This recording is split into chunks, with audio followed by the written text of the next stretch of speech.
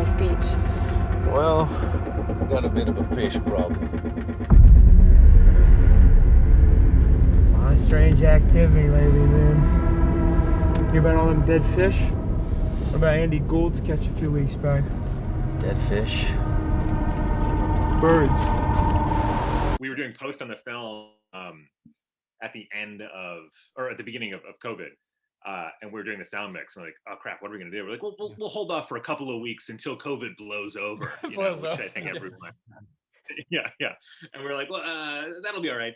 And then obviously it didn't blow over. So we like installed surround sound into my garage down here to like do the mix from here. So it's been, like everyone adapting.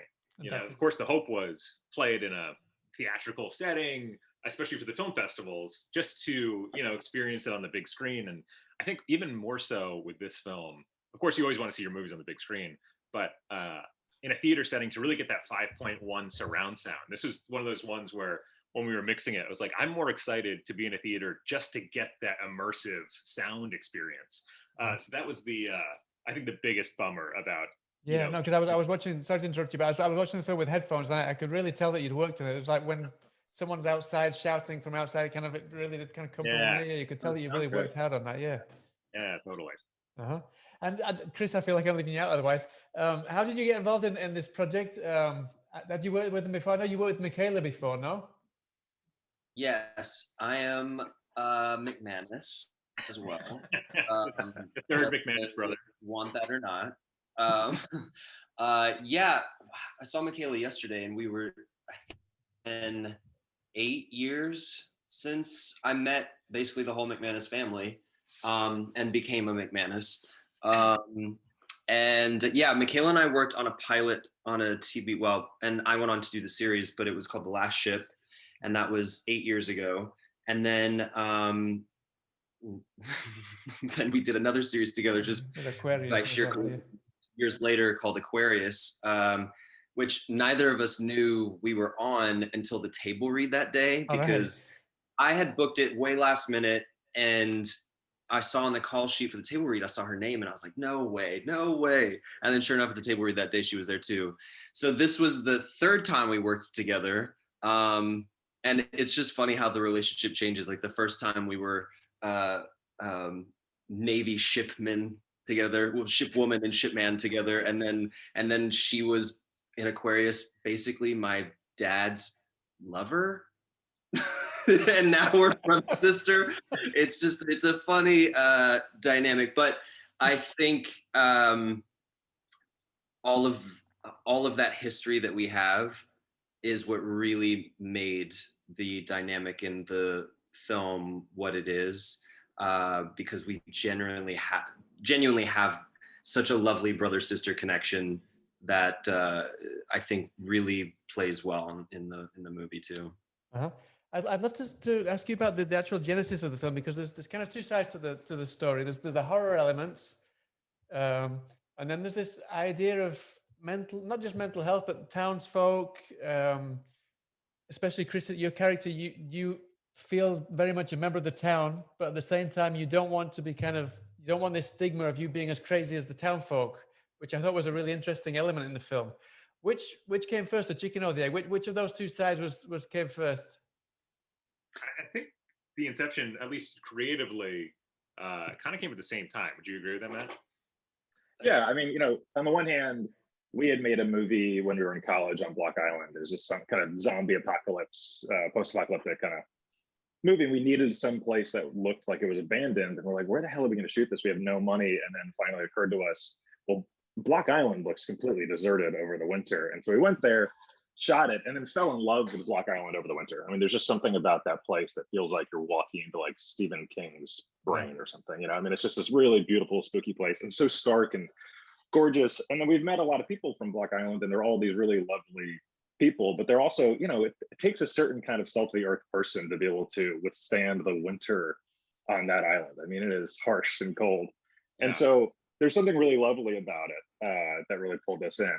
And then, some of that character stuff there is, I think a lot of it is, inspired just by people we knew growing up. In a lot of ways, in some ways, I think that the movie is a bit of a love letter to my uncle, who's sort of this misunderstood guy who I think sometimes felt sort of left behind. And I think Chris's character of Harry really is inspired by this guy who sometimes rubs people the wrong way, but has a good heart. And so I think that was an important thing with how do we show this guy who, brushes up against all these sorts of people, but actually is really empathetic, really cares about his family, really wants to do the right thing. It's a really hard character. On the page, we were really worried about it. Like, you have to get the right actor to do this thing, because it's so easily you could lose the audience. And then Chris came in, and when we saw his take on the role, we finally felt like we're in good hands, and this guy's going to be able to carry the ship, because without him, I don't think that people would have connected with the film the way they have. Yeah, that was one of my questions I was going to ask you, actually, Chris, because I mean, you've got your moments of serenity most of the time, and then there's these, you've got, like, I don't want to give anything away, but there's the supermarket sweep scene, for example, which is exactly the opposite. Between you and Kevin and Matt, how did you kind of balance and juggle these two very different people, if you will? I feel like it felt like a whirlwind, to be honest, but in the actual filming of it. But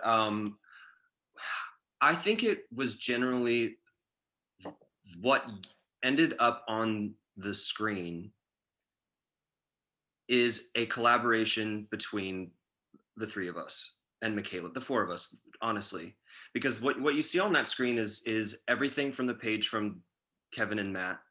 It's because of Michaela and getting to work off of her and the relationship that we innately have.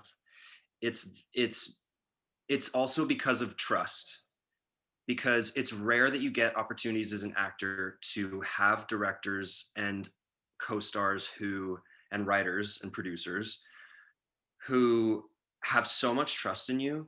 And even what Matt just said of, seeing my tape and being like, oh yeah, he could do this. To be honest, I didn't, even reading this, I didn't think I was the lead with Michaela. I thought this was Michaela's, this is all her, and I was a supporting character.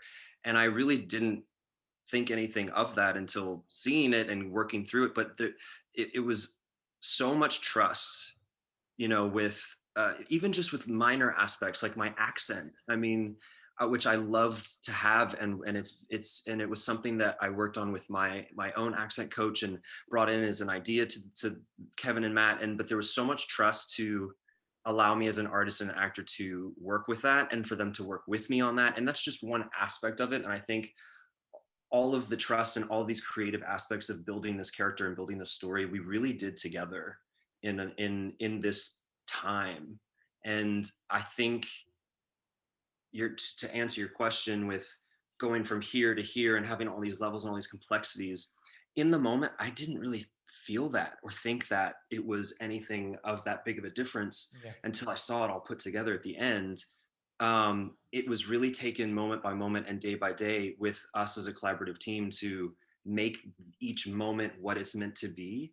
And then when it was put together, I honestly, I didn't think or feel exactly what that was going to look like or be like, but I genuinely think everything you see on the screen and what you're describing was the collaboration between the four of us. And the same with Neville. Neville is he's just so menacing in the film, especially later on.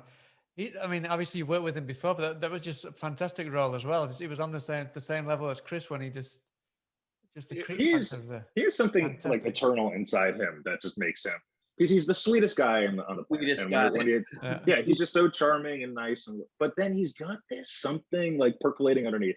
So, like, for example, we were shooting the scene with this dog, and the movie we shot super quick, so there's no time for anything, and we need to have this dog bark for us, and that the dog isn't barking, and taking 15 minutes for us to get a shot was like a long time, right?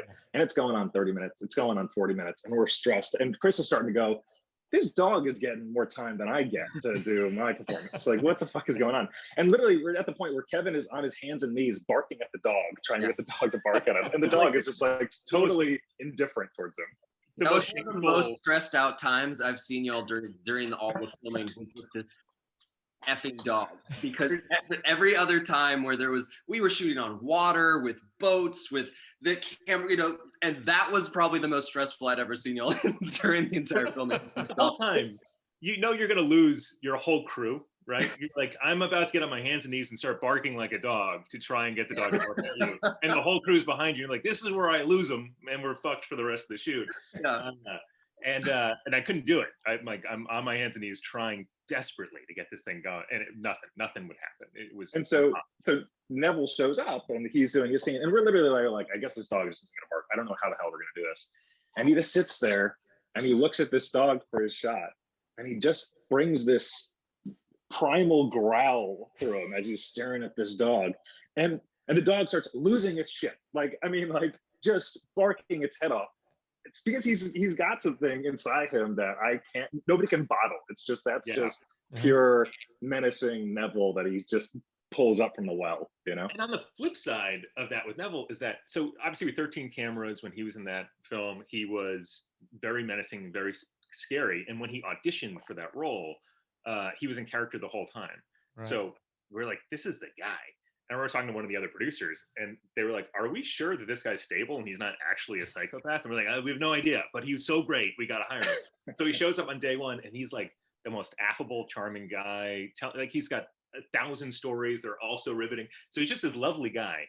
And as we were working with him, like, on screen, he's the most terrifying guy on the planet. And in real life, he is so lovely and sweet. We're like, we have to write a role that gets to play with both parts of who Neville is. So it was so fun getting to have him be this kind of lovely grandfather character that then switches over and get to show that other side of Neville you don't get to see very often.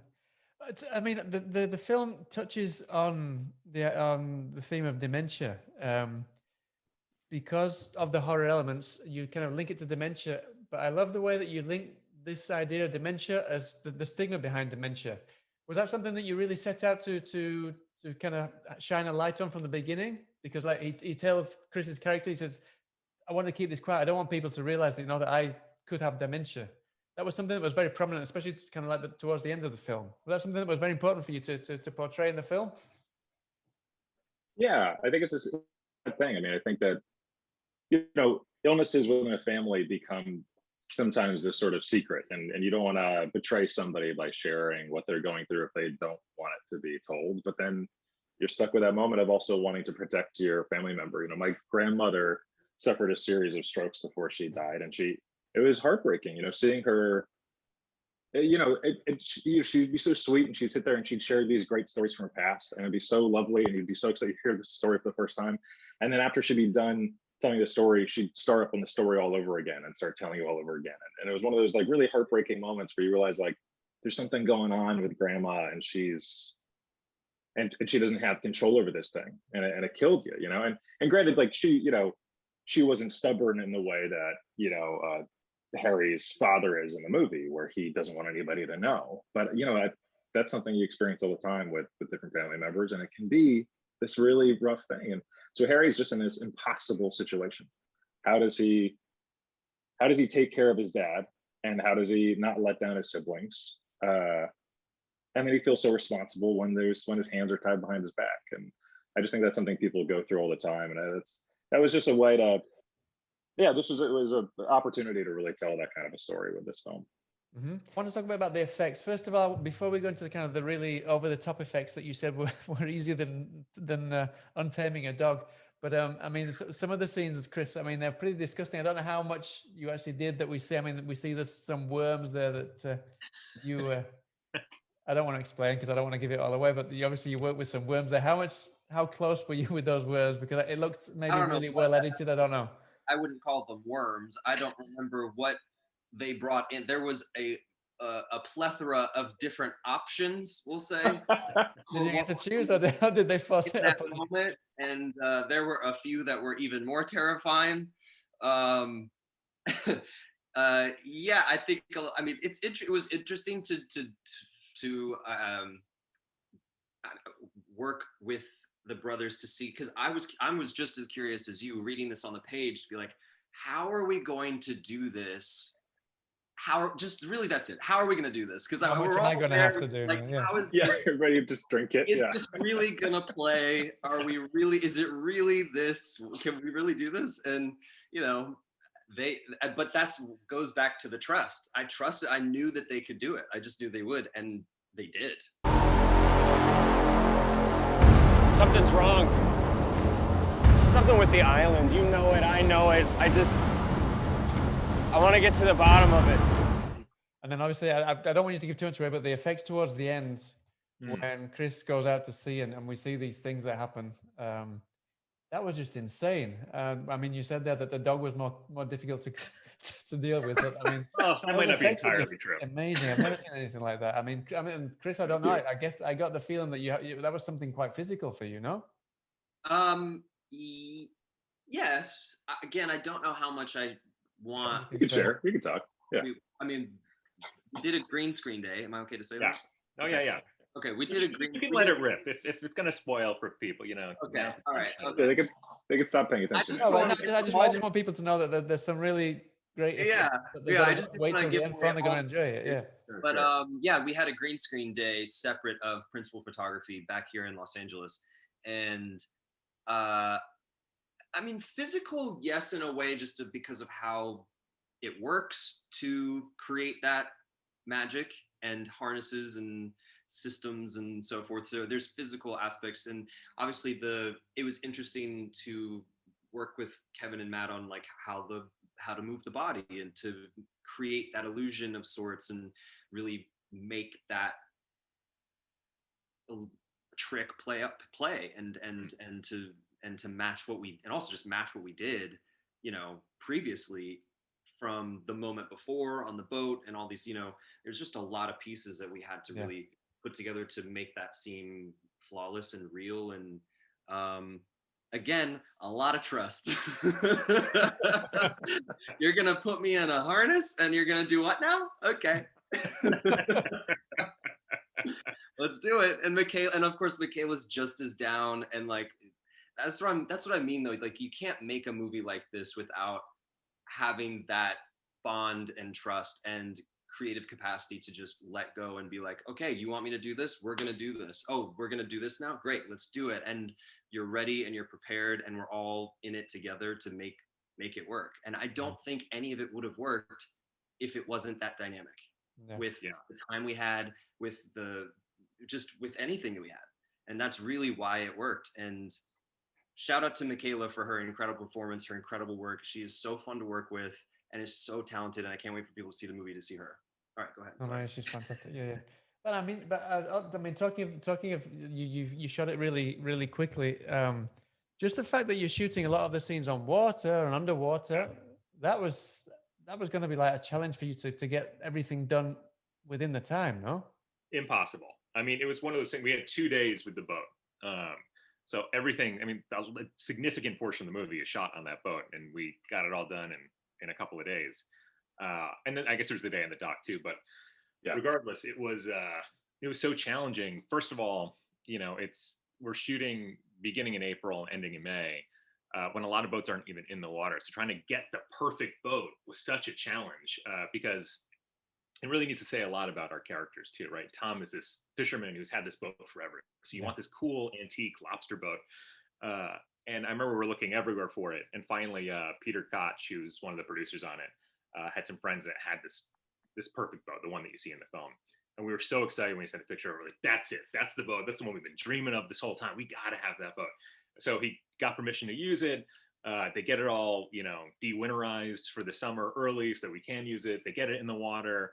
It gets all the way to the location. We show up for that day. It's one of the last days of the shoot. I'm talking to the other producers. Oh, I can't wait to see this boat. Can't wait. And Daryl comes up to us, who's one of the other producers, and he goes, guys, I don't know how to tell you this. Boat doesn't work. I'm like, what do you mean? We got to get out on the water. Like, we're literally 2 days. We're going out in the water. We're coming back, the whole 9 yards. And we're like, well, what do you mean it doesn't work? He's like, I don't know. We're starting to talk. All the producers are coming together, and we're all like, what are we going to do? Like, maybe we'll find a different boat. We're calling every marina. But in New England, that time of year, every appointment is booked for 2 months solid because everyone's trying to get their boats in the water. Yeah. So even in an emergency situation, no one's going to show up. They said, "Oh yeah, next time we can get you is at the end of June." We're like, we're going to be done shooting by then. So we didn't know what to do. We're like, maybe we're going to taxi it. I don't know how we're going to fix this thing. And Daryl is one of these unicorns of people who just know how to do everything. And he goes, "Let me see if I can figure it out." He runs off. We start shooting scenes on the edge of this dock, trying to get everything we can before we need to get it in the water. And we go up for another take, and suddenly everyone goes, "Oh, hold on. Daryl's on the boat. What's going on?" And he's tinkering around, and he turns over the key, and that suddenly, like a magic trick, the boat starts working again. And this guy, Daryl, lives in Las Vegas, right? He's not necessarily a boat guy, but he just figured it out. He's like, "I can do this. I can plug it all in." Yeah. And thank God for Daryl, because if it wasn't for that, we wouldn't have the boat. It would have been a disaster. You got to get him away from there. Pretty soon, someone's going to end up hurt. Emily, listen to me. It's only going to get worse. You worked on the post kind of at the beginning of coronavirus. Can you tell me, have you been up to much since you finished the film, since you completed the film? Is there anything you're kind of readying that you'd love to kind of get into the works as soon as you can? The same with Chris. I think you have a short film coming up that you did with Kevin Bacon, I think. Is that something you can tell us about as well? Yeah, that was a film that it's a short film actually from PJ Palmer, writer director, and one of the producers who won the Oscar for best short film last year for Skin, which is an incredible short film as well. And it's a really great cast, and I'm very lucky to have been a part of that. I think it is hoping to do a festival run as well. I don't know how or when that would be, but yeah. And in terms of feature films, have you got anything planned or coming up? Or feature on the feature side, no. TV possibly, but can't really speculate or move forward on any of that at the moment. But yeah, there should be. Okay, cool. And what about the writers directors? What have you been up to? We've been busy. Yeah, we're writing some features right now. Obviously, like trying to figure out the best time to go out and make them. You know, whether it's you keeping your fingers crossed, and you're like, well, by the spring it's going to be done, and then we don't have to deal with the COVID, stuff. And then it's, well, maybe the summer, well, maybe the fall. So that's very much on the precipice, trying to figure out where we're going to get those things set up. Meanwhile, we're writing on a new show right now. I'm not sure how much we're allowed to talk about that show, but we're writing that show. It's the follow-up to Vandal. We wrote on a show called American Vandal for Netflix a few years ago, and the kind of the same crew that put that together, the same creators, have a new show that we're jumping onto that we're excited about. So yeah, and that's a nice way to spend some of the quarantine. Being able to be in even a Zoom writer's room is going to be so bizarre, but it'll be great.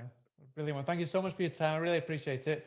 Can't wait for people to see the film on Netflix. I'm pretty sure it's going to go down really well. I know that a lot of people who saw it at Fantasia have already been tweeting about it and telling people to get on Netflix on Thursday. So best of luck with that, and the best of luck with future projects. And I hope to be able to speak to you about one of these future projects sometime soon again. That sounds great. Absolutely. Thanks so much. All right. Thanks so much for your time. Great. All the best then. Take care. Have a good day. Cheers then. Take it easy. Bye now. All right. Peace. You got it.